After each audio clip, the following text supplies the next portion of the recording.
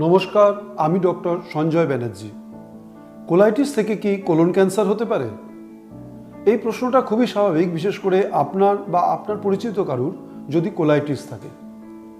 Colitis অর্থাৎ কোলনের infection বা inflammation, বাংলায় যাকে প্রদাহ বলা হয়।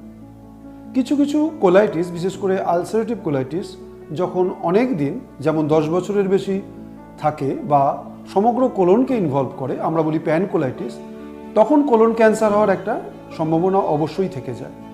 তাই আপনি যদি আলসারেটিভ কোলাইটিসের রোগী হন, তবে কোলন ক্যান্সার সম্বন্ধে কিছু জেনে নেওয়া এবং তার জন্য রোগটিকে এখনই প্রতিহত কী করে করা যায়, যাতে 10 বছর ধরে বিনা চিকিৎসায় এই রোগ কোলন ক্যান্সারের দিকে না যায় এবং কোলন ক্যান্সার হলে তার আউটকাম খারাপ না হয়, তাই এখন থেকেই এই কোলাইটিসের সঠিক চিকিৎসা করিয়ে নিন, যাতে কোলন ক্যান্সারের মতো মারণ রোগ আটকানো যায়।